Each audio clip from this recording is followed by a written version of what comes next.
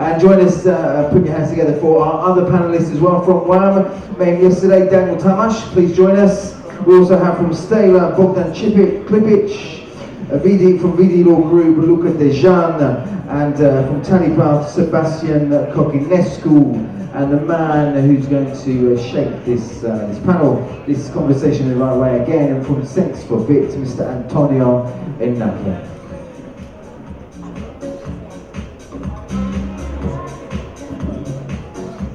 Good. What's up, everybody? Everybody's in good shape? Everybody think at the food from the lunch? No? For sure. So I think we have one of the best topics today. So I had the chance yesterday to speak about marketing, the last panel, and I have the opportunity to be here to speak about startup common mistakes. So I think everybody wants to hear this because I think, everybody we make mistakes in our past, in our business. Who made just maybe one mistake in his life, in his business? Just shake the hand, please. You burned 2 calories. Nobody? Don't be a liar, please. So, who made mistakes in their businesses? Good, perfect. So, we have amazing panelists that don't have just a background in with their Web3 businesses, but they have background in, apart of them, with their previous businesses, even from Web2, Web1, it doesn't matter. So, in my opinion, the main topic we're going to discuss, we have a lot of common things from Web2 with Web3, from mistakes, because it's a business, right? But at the same time, we have some small things that they're important, right, in Web3. So, for example, we're going to speak about legal. We have here Luca. We have, I don't know, maybe how to choose a launchpad, how to choose an exchange, why to go on an DEX, why to don't go on a DEX, how you can create utility with your business, because probably a lot of us we want maybe some mistakes about other things. So the first question is, what's the top 3 mistakes we need to avoid in order to be successful? Like, you can touch your personal opinion, and you can touch from your perspective with your own businesses. Thank you. Okay, so I can start. Yes. I'll have the legal perspective in here because I'm a lawyer. So I think the top 3 mistakes you can do on a business. The first one is not having very good legal partners, meaning it's statistically that 35% of the businesses are failing because their legal structure is not in place as it should be put. So the first one will be find a good legal advisor in order for you to help you build the internal setup from the corporate perspective, and afterwards, when going live, to have like solid agreements, having full tax compliance, labor compliance, especially in the blockchain businesses, having very strong IP rights being successfully secured in your company, because it happens all the time, and we've seen almost all businesses, they are starting a business, and after they have the idea, they've already starting having a small product, they discover they don't have the IP rights or they don't have a company. So basically you're starting a business without having a legal entity or doing this one. So as just to sum up the 3 mistakes, have your internal regulations in force as it should be, and afterwards when you're going live, be 100% compliant with everything. And you need to understand that you need advisors in this big thing. Thank you. Okay, so I'm going to talk to you about 3 important mistakes that a lot of the founders in tech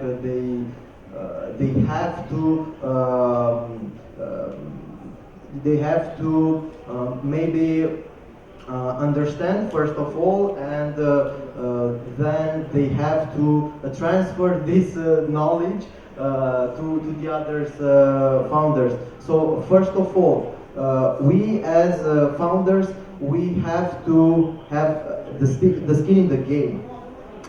Before you go to the market and ask investors to put their money into your startup, you have to invest in your startup. For example, when we started Stailer, we invested 200,000 euros, and then we go to the potential investors to ask for money, and Afterwards, we raised 2 million euros. The second one, I think, is about specialization, and you have to start with a niche in your mind. You have to validate your business model, and maybe if you set a clear business model, you can add another revenue streams and so on. And another mistake that a lot of founders made is that they didn't study enough their market. You have to study maybe 6 months, 12 months, and then launch your startup. I think these are top 3 mistakes. There are many mistakes we have to talk, but I think we have. Thank you. Short time. Thank you so much. We're going to have more to talk in the next minutes. Daniel? Very long topic in terms of mistakes. I think the short of this would be the stuff that we did right. So in terms of how many mistakes, we've done a lot of them.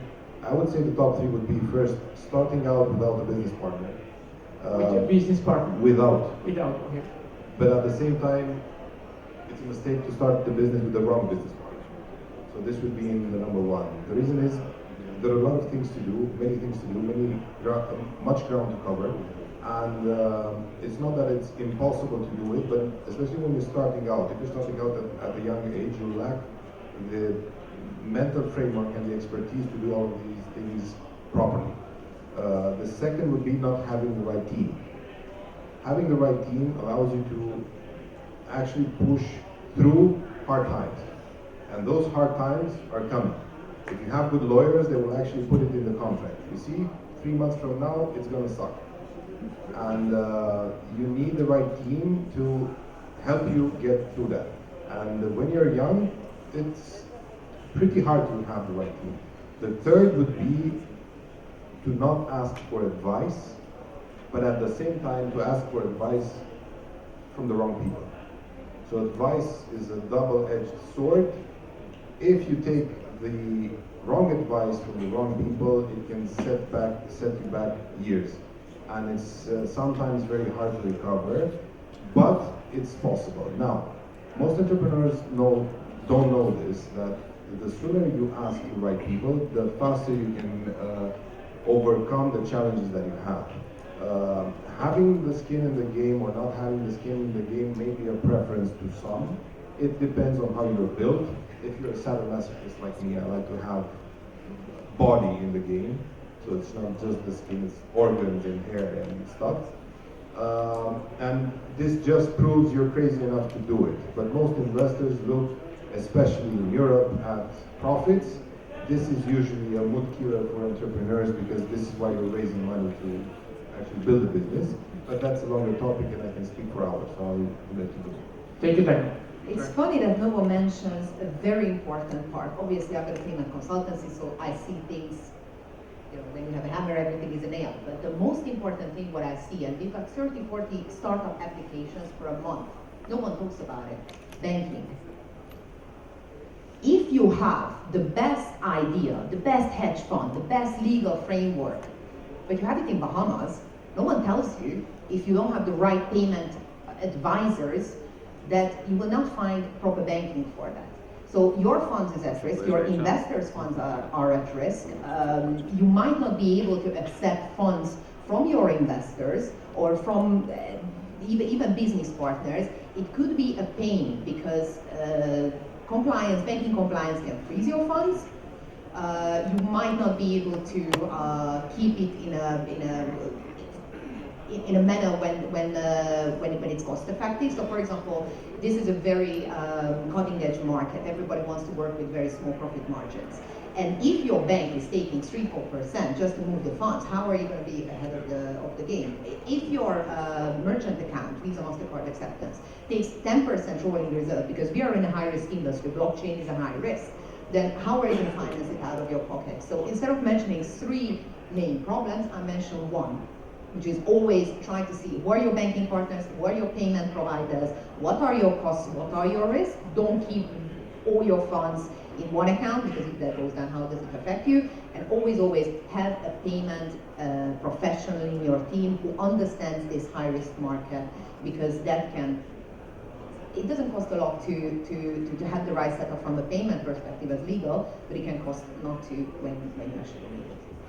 Thank you. You may say that again, Victoria. As someone that had one of the company's bank accounts at Silicon Valley Bank, I had some roller coasters last week. So fortunately, everything is okay now. So I would say the top 3 problems that startups should avoid would be, first of all, to try to not focus on the problem but on the solution. We have this amazing new decentralized exchange that for sure everyone will want to use.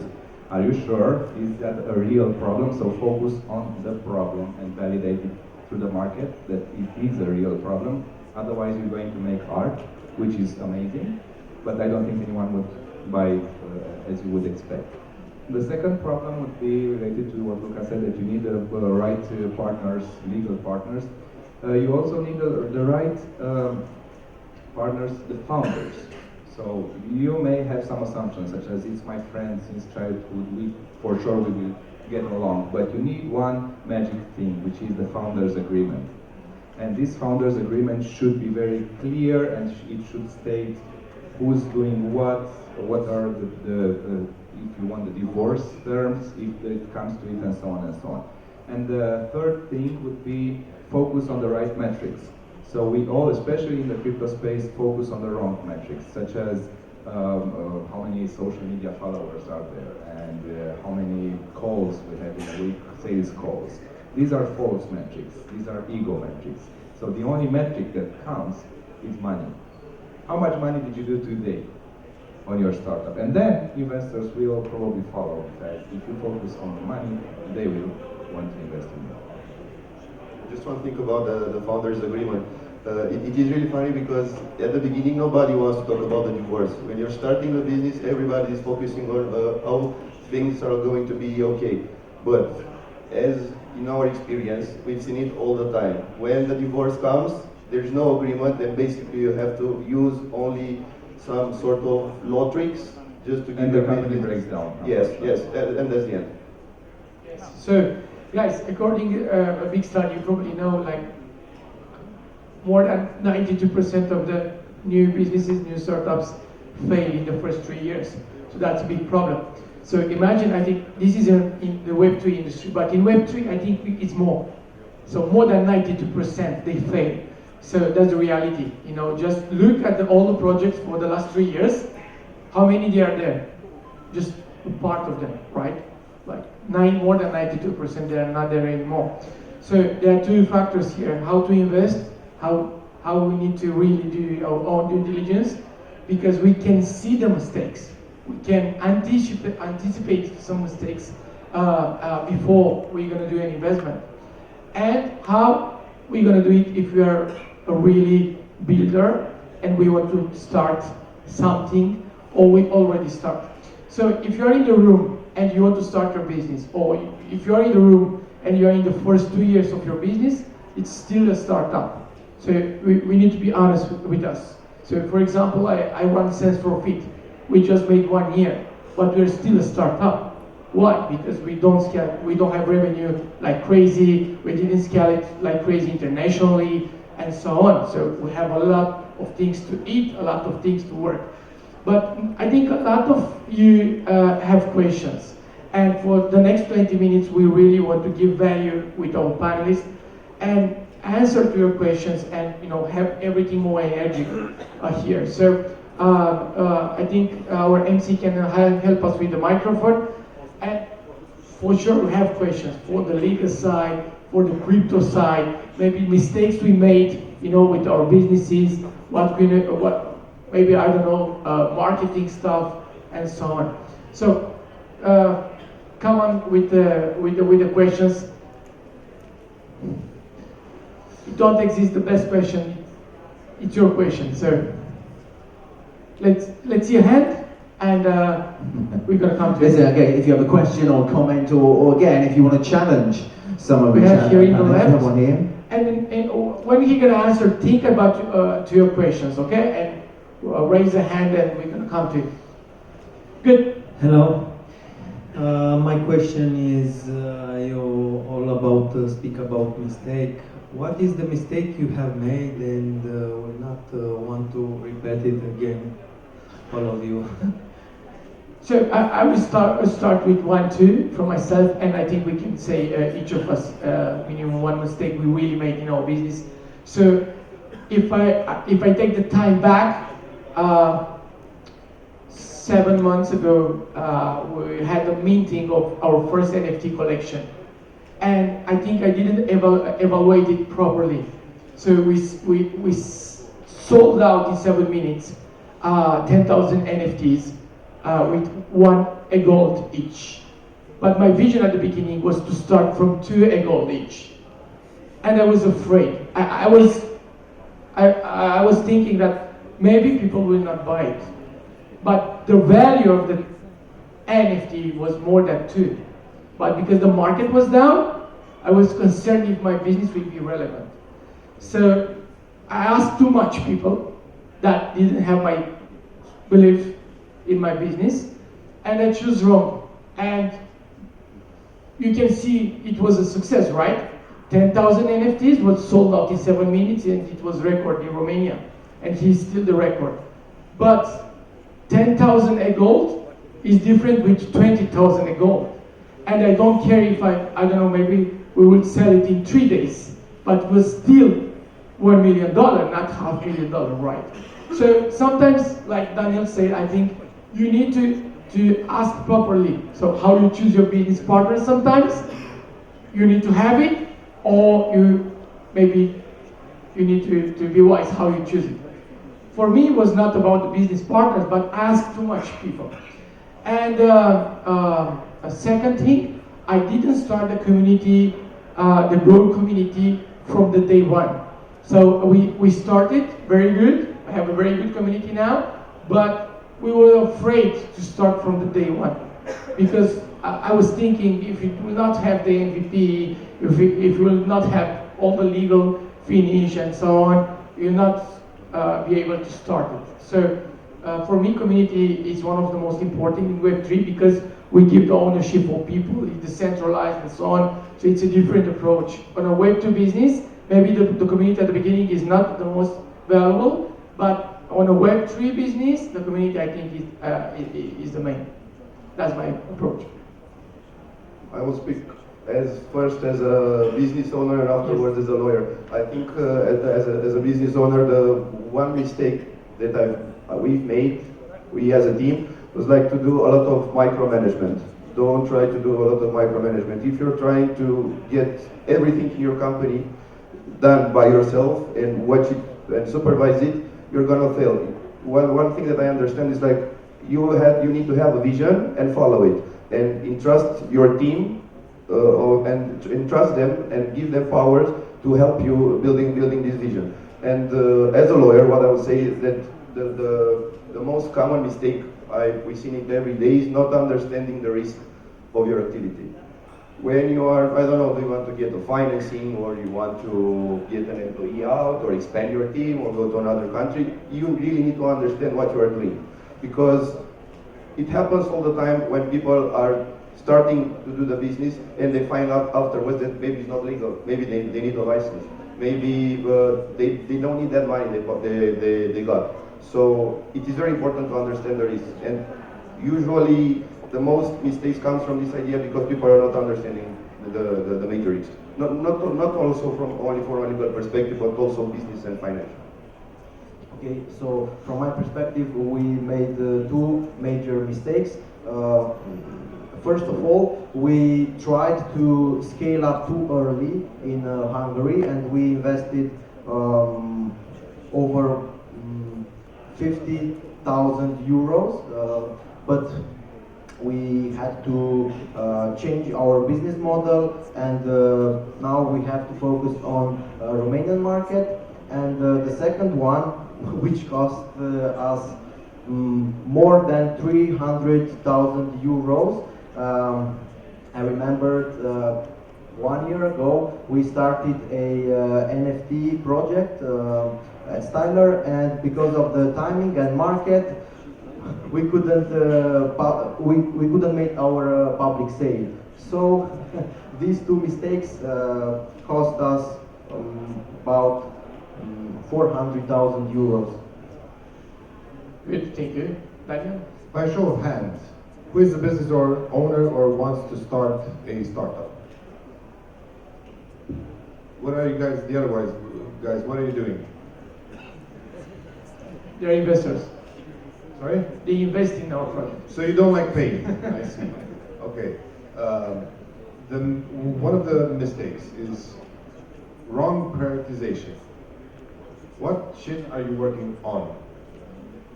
It's very tempting as an entrepreneur, and especially if you have an engineering mind, to work on stuff, because that feels good. You fix the problem.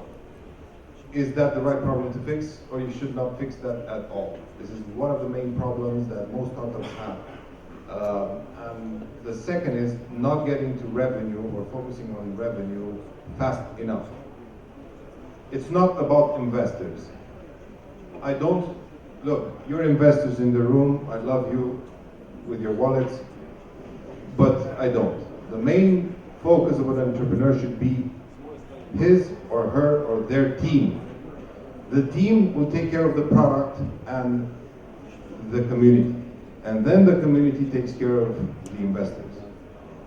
As an entrepreneur, I don't care about investors. Why? Because if we have this emotional relationship, I'm not bringing value to the customers that will actually pay. I'm trying to please somebody who put money in. But this is not the full circle that should happen. So prioritization and not getting to money right, because if a startup gets to revenue, trust me, every investor will be happy. But if we have a good relationship, you will just hate me. Yeah, I've got two stories for you as well. One of my clients wanted to go global, and they wanted to target the Latin American market. Their payment provider was really good of taking cards, but no alternative payment methods, local payment methods. They spent the marketing budget to the top to advertise everywhere that people couldn't pay. So think about who are your banking partners, how can you collect money from your clients first before you bombard them with marketing. That's one. Second one, I had a good friend, he's in shipping. He told me, Viktoria, you're in this Bitcoin thing, you know what, I tried that as well. I put 500 euros on whatever coin and I get 550 out. All of a sudden, the bank blocked me because now I'm related to crypto exchanges. Now I'm on a higher risk. My company's bank account gets frozen. My personal account gets blacklisted. I am unable to get any mortgage. Think, before you get yourself involved in any high-risk activity out of fun, speak to your payment person, right, because they will be able to tell you maybe you're losing here more than you win. So always think ahead. But where's the fun? Just have fun. So by far, the biggest mistake I've ever done was not getting into Bitcoin in 2009. That's good. However, on the business side, at one point, I really strongly believe that making the transition from the corporate world to the startup world, that the motto "build it and they will come" really works, which it isn't for sure. So this is one of the biggest mistakes that I've done. I built the product; it was amazing, it was beautiful, and there's a book called The Mom Test. So if you ask your mom, is this nice or not, is this product amazing, she will probably say, yes, my son, you are the most important people. And yeah, she will probably not use it. So build it and they will come, it's a false assumption. Don't do that. I've done it and I've spent, not lost, a lot of money. So customer development is so important because sometimes we are so attached about our product. And like you say, if you ask your mother, even your best friends, but try to ask somebody on the street. Really take your energy and go on the street and say, look, you know, it's free, don't cost nothing, look, this is my project. and even ask on Instagram and social media, or sometimes ask your community if you already start a Web3 startup. Let's take the second question. Raise your hand. We have a hand there. Hey, thank you for your time. For me, this has been the best session that we've had so far, so thank you. I know. So I told them, you know, we need to make the best panel today. So it's already everything was fixed. Yes. So I love the advice about contracts, whether it's with founders, whether it's with partners. Transparency and clarity is incredibly important, whether it's in this industry or any industry. But Right. we're also in a global environment. So as we start talking about building out agreements and contracts, which may cross international lines, what's the best approach? How do you start? So I'll tell you from my personal approach, we had a big challenge to really, you know, in Web3 we spoke a lot about smart contracts. Like when you build a company, you can avoid to have a real contract in the back. So, you know, forget this. You know, it's not just about smart contract, it's about real contract. So for us, we have companies, I'll not tell you where, but with our startup, we have companies in 4 countries to be able to have a correct legal flow and have everything like how Luca said to me and Sergio said to me and our financial advisors say to us. So it's impossible to do everything in one country if you really want to scale it internationally, or you want to have investors for several countries, or you want to take money from your stable coin and move in fiat and do investment with the money and so on. So it's not so easy. So you really need to understand, like you said already, Luca, the flow before you start it. Because sometimes we say, well, I have an amazing idea. I'm going to tokenize my mother building. I'm going to tokenize my mother house. Well, tomorrow I'm going to start it. I made my Telegram group. I start my Instagram channel. I start my YouTube channel. I will recommend stop. You need to understand what you're going to do. You need minimum $100,000 or $300,000 to do something like this. So yes, I think what you say is so important, and it's not a clear answer here because everything is personalized. We have 100 ideas and we have 100 different businesses and we have 100 contracts, right? And 100 ideas from Luca that he can give on this. The answer to this question is, of course, it depends. Because you will have a starting point because you're going to have a headquarter somewhere in this world. So you will start a company just as a startup. Okay, let's say you have it in Romania. After you are going to develop your product, you will need to find the best jurisdiction that fits your project. And that means also from a fiscal perspective and also for a legal perspective. And let's say, for example, of crypto assets, there are some jurisdictions where they're not allowed. In Europe, you're not allowed to tokenize real assets, as the panel before, and just sell it however you want. Because otherwise, the financial authority is going to come after you. So you will start from a certain point. You, the founders, you will choose a jurisdiction to start. You make the agreements on that jurisdiction first, let's say, and afterwards, after you scale up and you develop your project, you can build up more companies incorporated in different jurisdictions just to suit your project. So it really depends. Yes, this is why I say 100 ideas, 100 different structures. Maybe if we answer, we do, or you want to add something? One more thing to that. It's not only about the headquarters and the incorporation of the company, but also you have to keep in mind who are the shareholders, because it's one thing that the company is generating profit and taxing and legal framework and whatnot, but that's another one that's how the shareholders want to spend that money.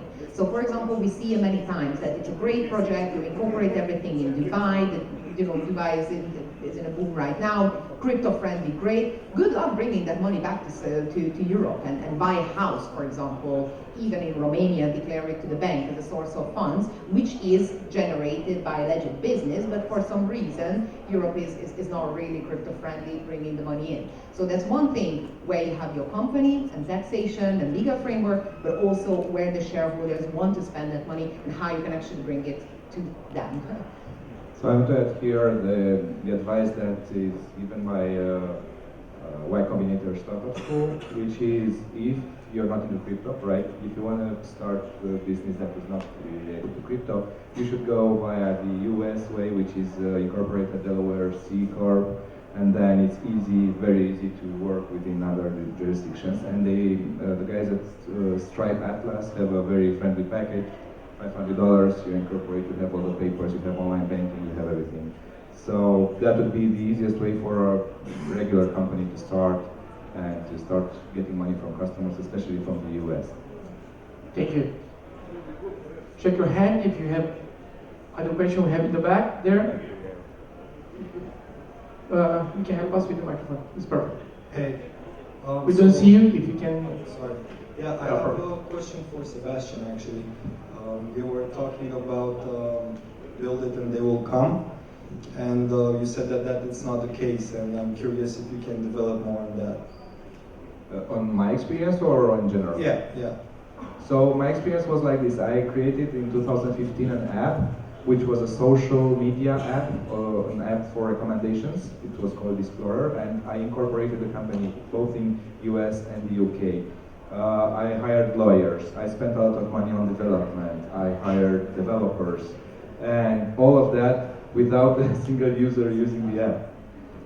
And right before publishing the app in the App Store, before clicking on publish, I decided that it's not enough and I should have problems with my co-founder too.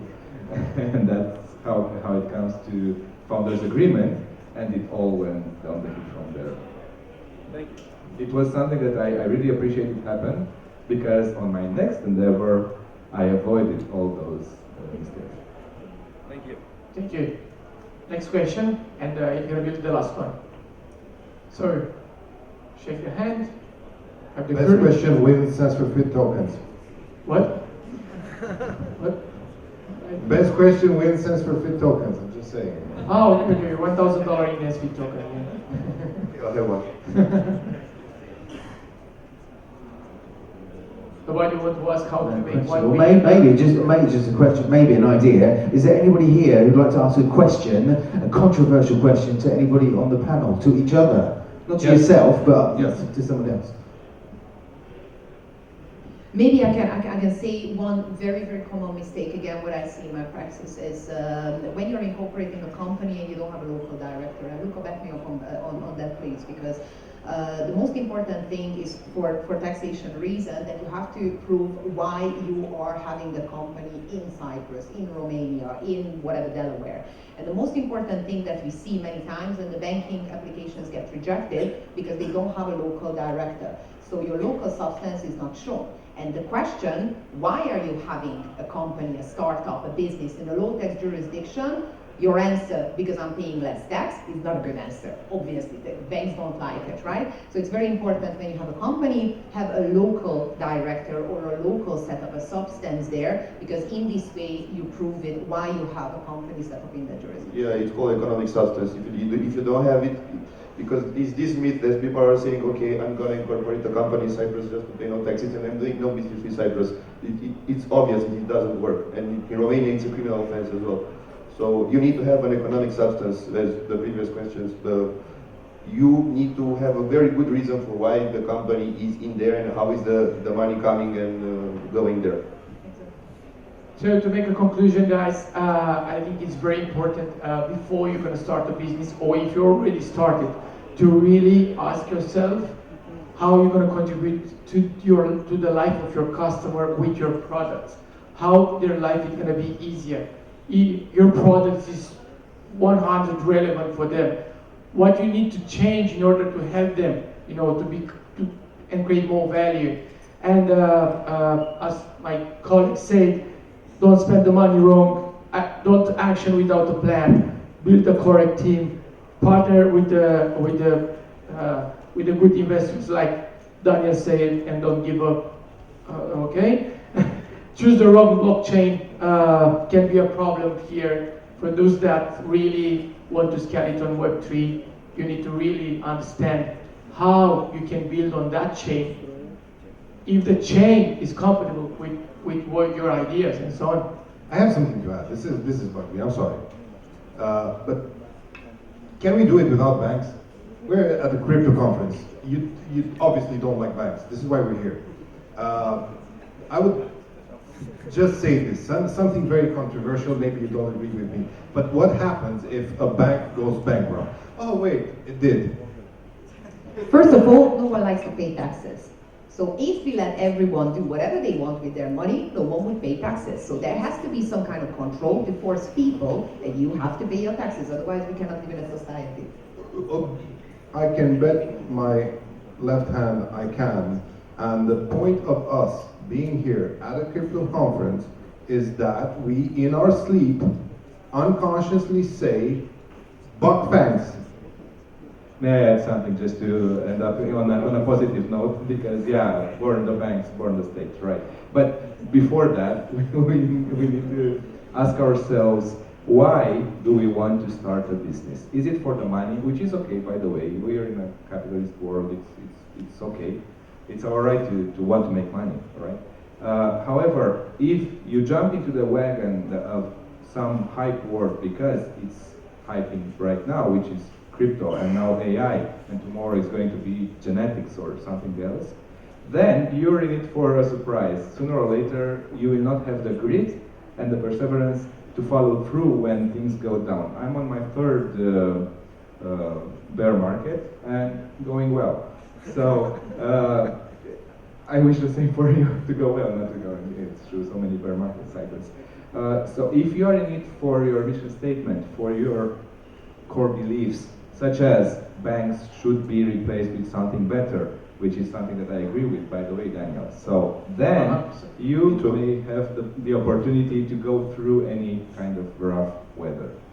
So 100% things will change in the future, but at the same time, we need to realize what we have today, and we need to play the games, and really believe in the rules that others say, because we need to keep our way. Because you don't want to lose everything just because you are too Che Guevara, right? So don't do too much mistakes, but do mistakes, because this is how you learn. So thank you so much, guys, for sharing, and have a good lunch. Thank you so much. Ladies and gentlemen, hands together for all our panelists and our moderators as well. And you look like you want to say something. Go on then, say it. Sit in your chairs. I want to take a selfie.